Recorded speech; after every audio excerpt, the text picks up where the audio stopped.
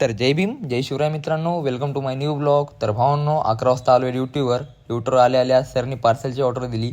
3 veg दम बिर्याणी आणि तवा बेसन. मग काय लागलो बनवायला. बिर्याणीला दम वगैरे मारून घेतला आणि तवा बेसन बनवून घेतलं. ही झाली बघा आपली दम बिर्याणी बनवून रेडी.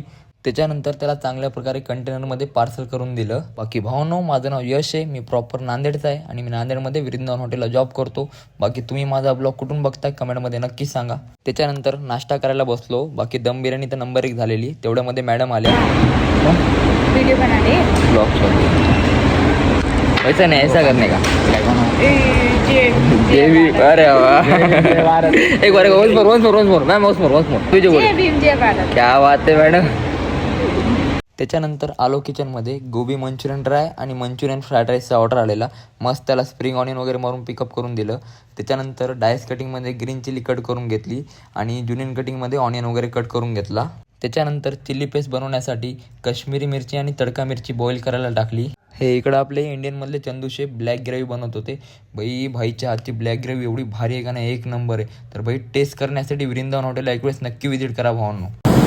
हेलो गाइस, हम इधर बना रहे चिल्ली पेस्ट.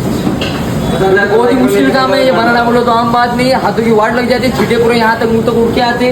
फिर भी रिस्क भरा होटल लाइन में काम करना बोलो तो बच्चों का खेल नहीं, यहाँ पे बहुत रिस्क लेना पड़ता है. हल्के में ले रहे हो ओके.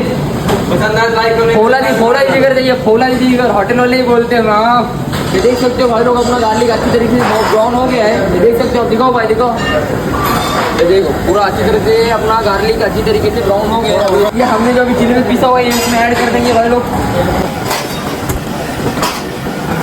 ये बनाना बोल लो कोई आम बात नहीं है. ये बात मेरे खाली होटल लाइन वाले भाई समझ सकते.